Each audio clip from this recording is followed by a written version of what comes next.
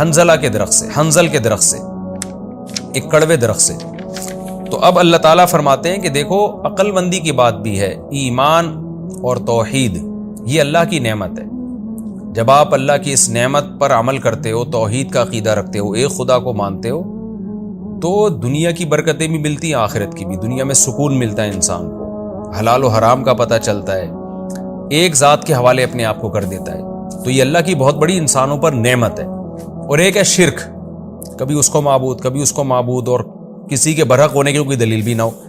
تو اللہ جب توحید کا عقیدہ تمہیں دے رہے ہیں تو کس قدر بے وقوفی کی بات ہے کہ اتنا بڑا گفٹ لے کے آپ اسی گندگی کی طرف آپ جائیں۔ تو اس کو اللہ نے ان آیتوں میں اس طرح سے بیان فرمایا، الم تر الی الذین بدلوا نعمت اللہ کفرا۔ اے مخاطب، کیا تو نے یہ عجیب منظر بھی دیکھا ہے، ان لوگوں کو بھی دیکھا جو کفر کو لے لیتے ہیں اللہ کی نعمت کو چھوڑ کر، یعنی اسلام کو چھوڑ کر، ایمان کو چھوڑ کر گمراہی کے راستے کو لے لیتے ہیں۔ کیسے بے وقوف اور عجیب لوگ ہیں۔ اور پھر یہ جو کرتے کیا ہیں، یہ دنیا میں تو تباہ ہوتے ہیں، آخرت میں کیا انجام ہوتا ہے، احلوا قومہم۔ اگر یہ قوم کے لیڈر ہوں، قوم کے بڑے ہوں، تو پھر یہ اس جرم میں اپنا بھی نقصان کرتے ہیں اور اپنی قوم کو بھی ہلاکت کے گھر کی طرف اتار دیتے ہیں، آخرت میں جہنم میں لے جانے کا ذریعہ بنتے ہیں۔ وہ ہلاکت کا گھر کیا ہے، جہنم یصلونہا، جس میں یہ خود بھی داخل ہوں گے، وبئس القرار، اور کیسا ہی برا ٹھکانہ ہے۔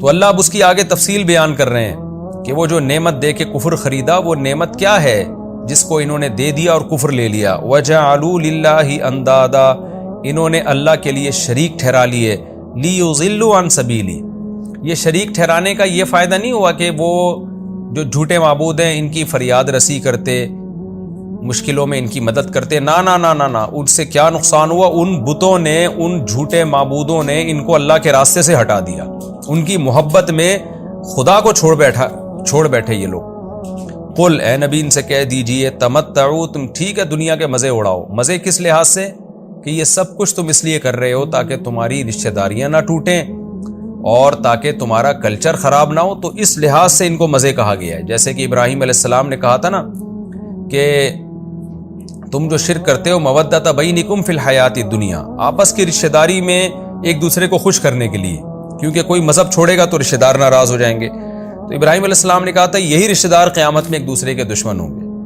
تو اس لحاظ سے اس کو مزے اڑانے سے تعبیر کیا گیا کہ ٹھیک ہے اپنے کلچر کو فالو کرو، جو مزے اڑا سکتے ہو اڑاؤ۔ فَإِنَّ مَصِيرَكُمْ إِلَى النَّارِ، آنا تم نے جہنم میں، آگ ہی کی طرف ہے۔ اللہ ہم سب کو شرک کی لعنت سے بچائے۔ اور جو توحید پرست لوگ ہیں، اب اللہ ان سے خطاب کرتا ہے کہ اے نبی، یہ تو مشرکین کو آپ نے یہ کہنا ہے، جو ایک خدا کو ماننے والے ہیں ان سے کیا کہنا ہے، قُلْ لِعِبَادِي، اے نبی آپ کہہ دیجئے میرے بندوں سے۔ یہاں اللہ نے محبت سے توحید پرستوں کو اپنے بندے سے تعبیر کیا، میرے بندوں سے کہہ دیجئے، الذین آمنوا، جو مجھ پر ایمان لے کر آئے ہیں۔ اب وہ کریں گے کیا، صرف عقیدہ ہی درست رکھیں گے؟ نہ نہ نہ نہ، اس عقیدے کے تقاضوں پر اب عمل کریں۔ ایک خدا کو مانتے ہو تو اس ایک خدا کی بھی اب مانو۔ وہ کی کیا ہے، اس میں دو حکم ہیں، یقیموا الصلاۃ، نماز قائم کرو، وینفقوا مما رزقناہم، اور یہ خرچ کریں اس رزق میں سے جو ہم نے ان کو دیا ہے۔ دو ہی مطالبے ہیں، بڑے مطالبے اللہ کے اس امت سے، کہ مخلوق کا بھی خیال رکھیں اور اللہ کا بھی حق ادا کریں۔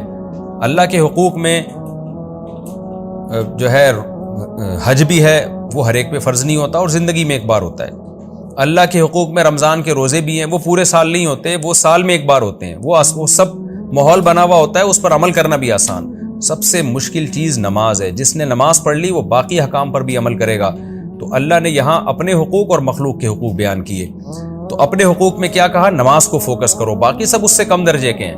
مخلوق کے حقوق میں کیا کہا، خرچ کرنا سیکھو، باقی سب اس سے کم درجے کے ہیں۔ آج بھی آپ دیکھ لیں نا، مخلوق کو سے خوش اخلاقی سے بات کرنا بھی آسان ہے، مخلوق کی دعوت کرنا بھی آسان ہے، مخلوق کے ساتھ دعوت قبول کرنا بھی آسان ہے مخلوق کی، لیکن پیسہ لگانا ان کے اوپر، ان کی مصیبتوں میں ان کی مدد کرنا، یہ بڑا مشکل کام ہے۔ تو اللہ نے مشکل کام کا حکم دیا، باقی سارے اس سے کم درجے کے ہیں۔ تو اس لیے اللہ نے فرمایا، اے نبی آپ میرے بندوں سے کہہ دیجئے جو ایمان لا چکے ہیں وہ نماز قائم کریں، اور جو رزق ہم نے ان کو دیا ہے اس میں سے خرچ کریں، سخاوت کا اظہار کریں۔ وہ خرچ کیسے کریں، سرًا، چھپا کے بھی، تاکہ ان کا اور اللہ کا معاملہ رہے، اخلاص ہو، وعلانیۃً، اور دکھا کر بھی، تاکہ دوسروں کو بھی خرچ کرنے کی ترغیب ملے۔ من قبل ان یأتی یوم، اس سے پہلے کہ ایک ایسا دن آ جائے، لا بیع فیہ ولا خلال، جس میں نہ کوئی خرید و فروخت ہوگی اور نہ دوستی۔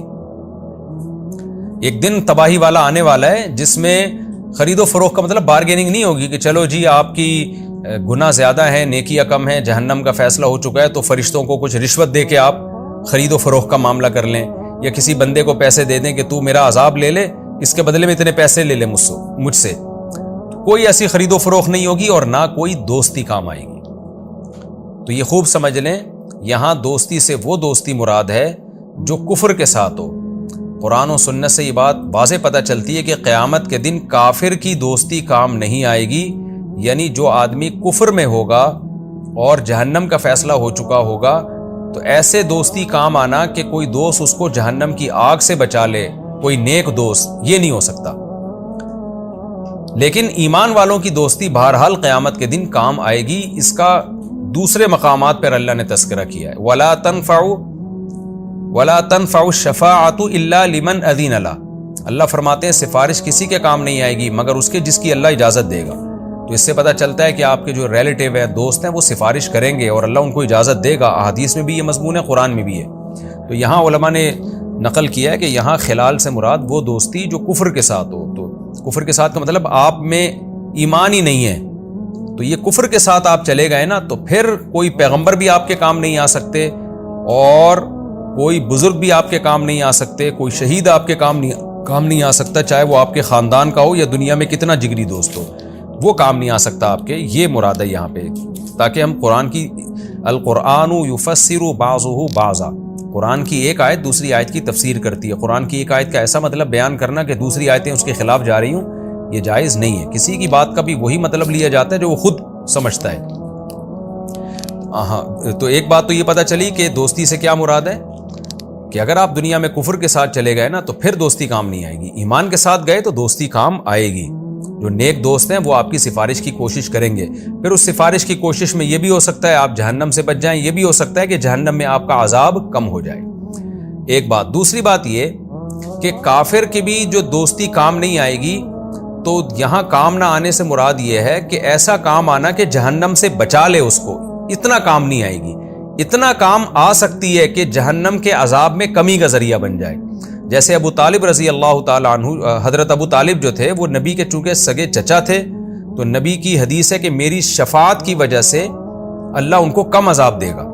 تو دیکھیں نبی کی دوستی یا تعلق کام آیا نا، لیکن کام آنے کا مطلب کیا کہ اتنا کام نہیں آئے گا کہ جہنم سے بچت ہو جائے، اتنا کام ضرور آئے گا کہ عذاب میں کمی ہوگی۔ تو یہ پوری اس آیت کی تفصیل ہوئی، یہ پوری تفصیل ذہن میں رکھ کر آپ اس آیت کا مفہوم ذہن میں رکھیں۔ اللہ الذی خلق السماوات والارض، اللہ وہ ذات ہے جس نے آسمانوں اور زمین کو پیدا کیا۔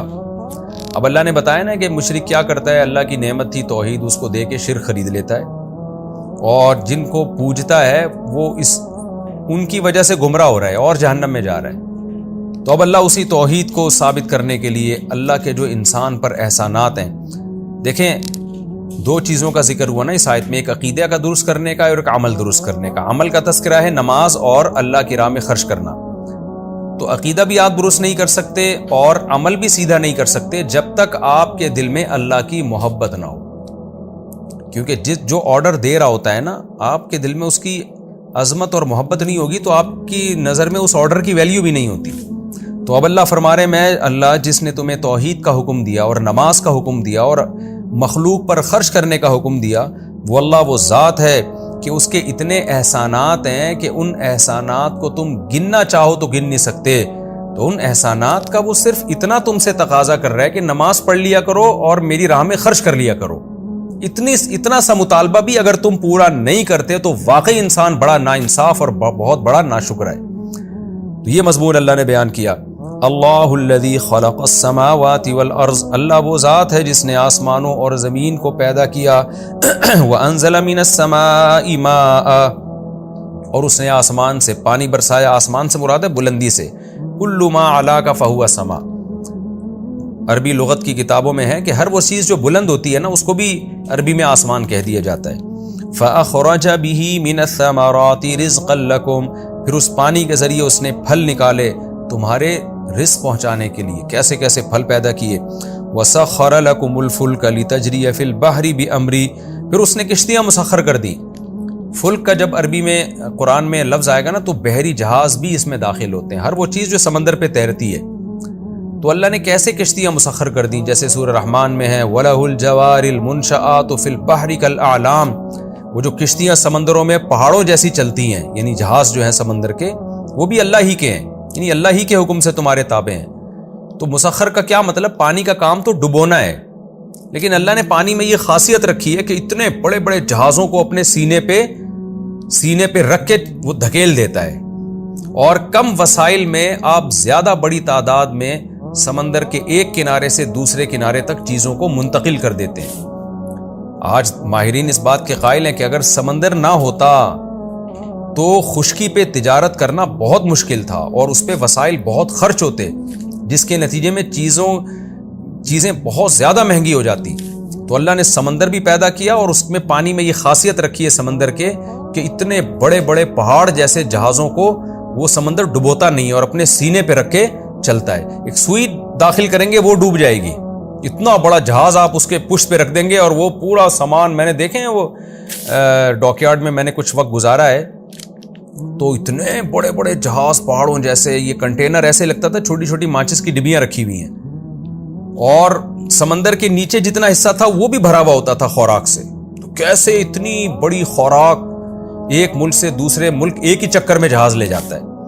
یہی اگر سامان ہم ہوائی جہاز کے ذریعے، ٹرینوں کے ذریعے لے جانا چاہیں تو ٹھیک ٹھاک خرچہ آئے گا اس میں. تو اللہ تعالیٰ جگہ جگہ اس کا بھی تذکرہ کرتے ہیں. وَسَخَّرَ لَكُمُ الْفُلْكَ، اس نے ان کشتیوں کو اور جہازوں کو مسخر کر دیا. لِتَجْرِيَ فِي الْبَحْرِ بِأَمْرِهِ، تاکہ وہ سمندر میں اللہ کے حکم سے چلیں. اللہ نہ چاہیں تو یہ نہیں چلیں گی، یہ ڈوب جائیں گی. یہ اللہ کی قدرت ہے جو اللہ ان کو چلاتا ہے. اور قرآن میں دیگر مقامات پہ آتا ہے لِتَبْتَغُوا مِن فَضْلِهِ، تاکہ تم روزی تلاش کرو سمندر پہ. وَسَخَّرَ لَكُمُ الْأَنْهَارِ، یہ تو سمندر کا تذکرہ ہے، اور دریا بھی اس نے مسخر کر دیے تمہارے لیے. پہاڑوں پہ پانی برستا ہے پوری دنیا کو سیراب کرتا ہوا، کہاں سے آپ دیکھیں ہزاروں گاؤں آتے ہیں، بیچ میں درجنوں شہر آتے ہیں، سب کی کھیتیوں کو سیراب کرتا ہوا، سب کی زمین میں پانی جذب کرواتا ہوا. کنویں سے جو ہم پانی نکالتے ہیں بہت سا پانی تو دریا کے ذریعے جذب ہوتا ہے، پھر اس میں مچھلیاں بھی ہیں، پھر ماحول کی تبدیلی کا بھی بڑا فرق پڑتا ہے. ساری خدمتیں کرتا ہوا، بل کھاتا ہوا، کتنے لمبے لمبے فاصلے طے کر کے سمندر میں جا کے گر جاتا ہے. تو اللہ فرماتے ہیں وَسَخَّرَ لَكُمُ الْأَنْهَارَ، اس نے تمہارے لیے دریا بھی